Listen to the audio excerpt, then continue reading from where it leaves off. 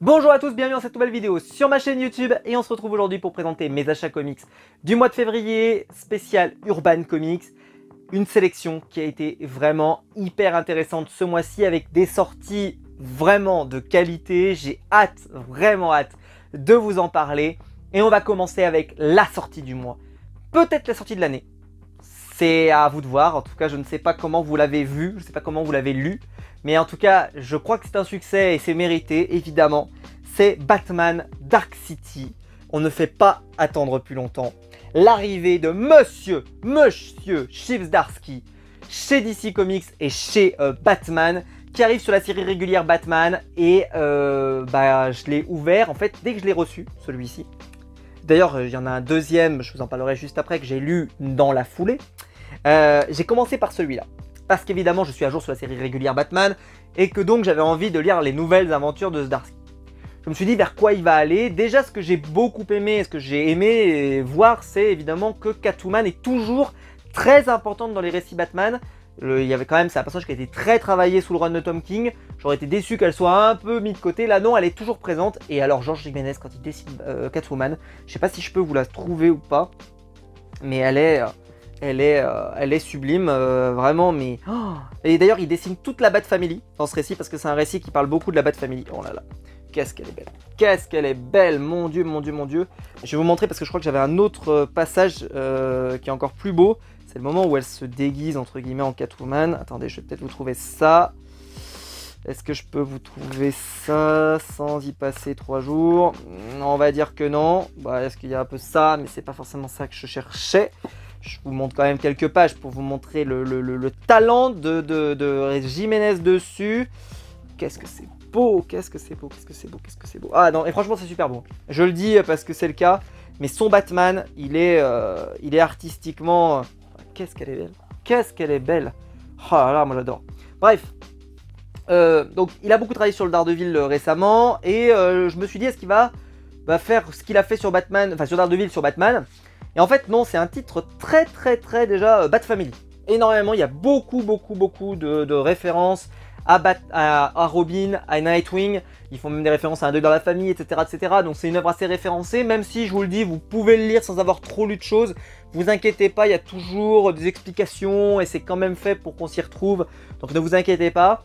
Ce que j'ai beaucoup aimé aussi, c'est le travail sur Batman, évidemment, sur son... Voilà, sur sa vision, on va dire, du crime, et aussi sur sa façon de gérer la Ligue de Justice, qui se retourne un peu contre lui dans le récit. J'ai beaucoup aimé. C'est un récit assez sanglant, sans être non plus du Batman Frank Miller, faut pas exagérer, mais ça envoie quand même pas mal. On sent que voilà, il y a des choses qui... voilà, quand je vois par exemple ce genre de planche, par exemple, mais qu'est-ce que c'est beau! C'était sublime. Et je trouve que Chip Zdarsky, contrairement à d'autres scénaristes chez Marvel ces dernières années qui parfois récupèrent les personnages, ils font n'importe quoi avec, ils écoutent même pas ce qui s'est passé avant. Je trouve que ce run, en tout cas de ce que je vois là, il part vraiment des bases de ce qu'il y a eu. C'est-à-dire que vraiment on a presque de l'héritage de Tom King, beaucoup, mais on pourrait presque remonter du Scott Snyder ou autre. Mais c'était vraiment très bien et j'en suis très content. Et puis évidemment, artistiquement, c'est sublime. C'est un livre qui se dévore, c'est un livre hyper mainstream, donc il n'y a aucun problème, on va dire, à la lecture. Vous n'allez pas vous dire « Ah, c'est pas très beau, ah, ça pique un peu non, du tout, vous avez vraiment un dessin super soigné. Non, c'est très bien. On lui a donné un très bon dessinateur et je suis très content en tout cas de suivre la série et je vous la recommande. Pour moi, c'est un coup de cœur absolu. J'ai adoré la première histoire avec le pingouin aussi. Il y a un moment, une sorte de discours dans lequel le pingouin est là, sur une sorte de lit de mort, on pourrait dire. Enfin, je vous laisserai le lire, c'est vraiment génial. Bref, ça, achat obligatoire si vous ne l'avez pas pris, prenez-le parce que c'est vraiment génial. Deuxième récit, et là je vais être beaucoup moins enjoué, c'est Batman The Knight, de toujours Chip Zdarsky, et au dessin Carmine Di John Domenico, un dessinateur que je connais un petit peu, que j'ai vu souvent sur certains trucs, mais par contre souvent dans des backups, dans des machins, dans des conneries, mais par contre dans des récits où il est vraiment l'artiste principal, assez peu. C'est évidemment, une nouvelle fois, la relecture des origines de Batman avec un Batman jeune qui s'entraîne et qui prend des torgnoles. Qu'est-ce que je peux vous dire? Déjà, Carmine Di John Domenico fait un travail que j'ai trouvé très solide. C'est un dessinateur qui n'était pas pour moi dans les, voilà, dans les mecs que je mettrais en me disant tiens, je vais te proposer ça pour lire du Batman et forcément tu vas assurer le coup, tu vas prendre ce dessinateur, c'est une obligation. Non, moi, voilà, j'aurais pas choisi celui-là, j'aurais choisi des Jason Fabok, du Jim Lee, du Ivan Reis, ou choses comme ça. C'est comme ça, hein. Ouais, ils ont choisi ce dessinateur pour lui, et bah globalement, il a assuré le coup, je trouve que ça reste quand même sympa. Même si c'est pas la claque, vous voyez, par exemple, ce genre de planche, moi, je suis pas non plus hyper, voilà. Qu'est-ce que j'en ai pensé? Et bah déjà, je l'ai lu, et honnêtement, je me suis pas non plus régalé. C'est-à-dire que, peut-être parce que je l'ai trop lu, ce genre de récit d'origine, mais je me suis dit, si quelqu'un commence les comics, ça peut être bien à lui conseiller. Parce que franchement, il n'y a pas de fausses notes, il n'y a pas d'erreur, il n'y a pas de problème. Mais, dans ce que ça raconte, j'ai pas trouvé ça incroyable. Je me suis pas dit, oh là, mais vraiment, on a appris des choses vraiment intéressantes. Oui, on voit les premières aventures, on voit un Batman qui affronte des méchants, on voit des choses comme on pourrait voir dans tous les titres récits d'origine. Mais j'ai évidemment, voilà, il y a des planches qui sont sympas, hein, attention. Hein. Mais voilà, j'ai pas été autant KO, on va dire, sur un récit que j'aurais aimé en tout cas avoir. Après, bon, il y a des choses sympas quand même, hein, faut pas non plus trop le descendre, mais c'est vrai que j'ai pas pris mon pied comme j'ai pris mon pied sur le Batman Dark City, aussi étonnant que ça puisse paraître.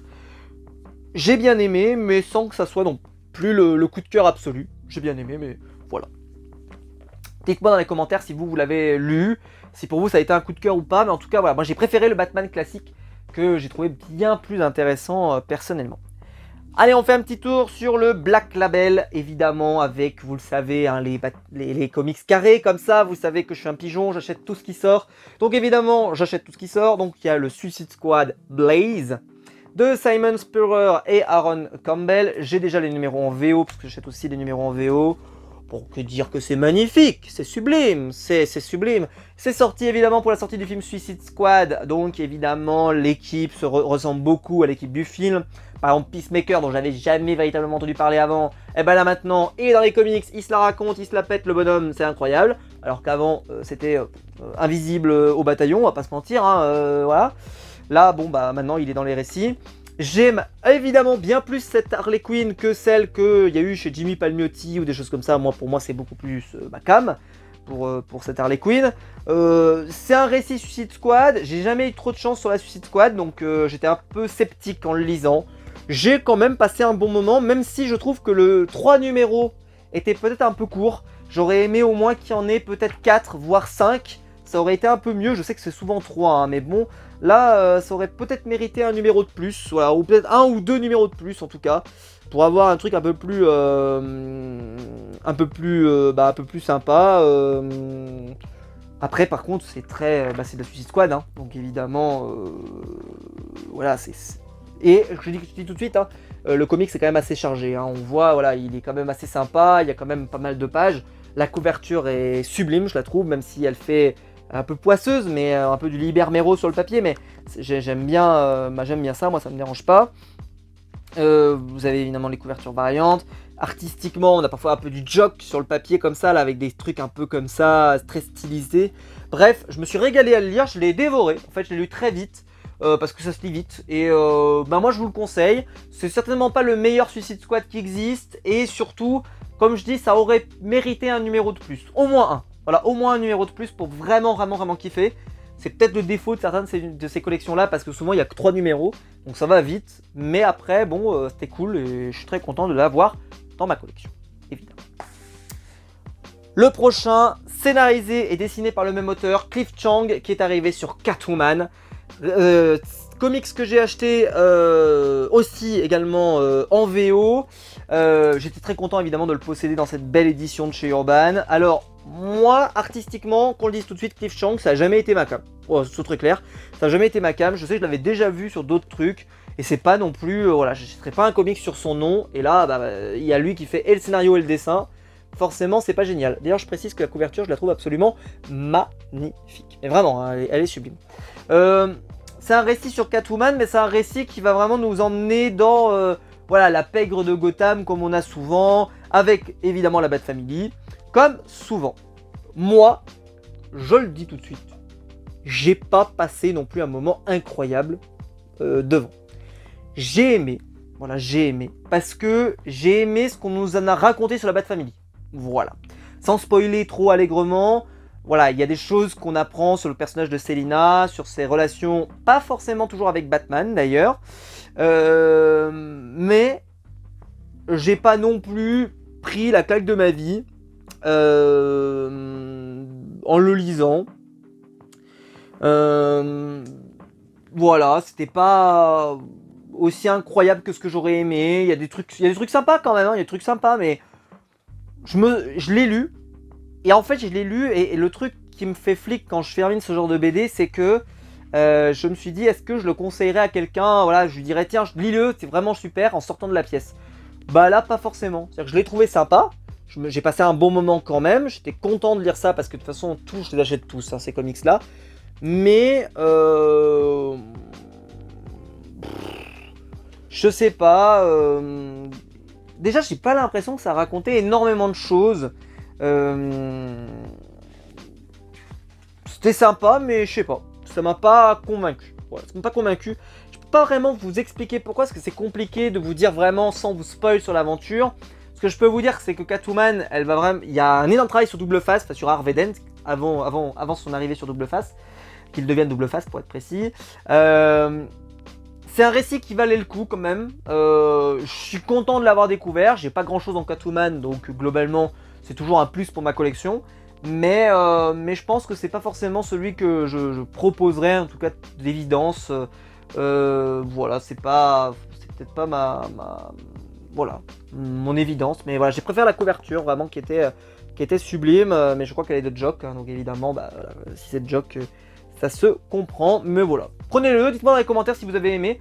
Je l'ai presque préféré au Suicide... Enfin, j'ai préféré le Suicide Squad, d'une certaine manière. On termine avec le dernier, que je n'ai pas lu, je le précise tout de suite, je vais juste vous le présenter.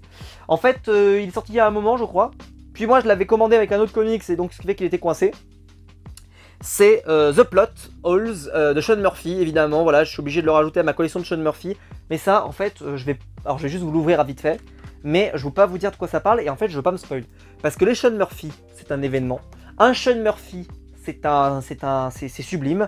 Alors évidemment, Sean Murphy, il y a des bagnoles, puisque dans Sean Murphy, il dessine des voitures tout le temps, il adore les voitures. Quand je lis comme ça, là, quand je l'ouvre, ça a l'air d'être un peu... tu sais, t'as l'air d'être surpris, tu vois, t'as l'air d'être un peu presque de l'heroic fantasy, presque dans notre monde à nous.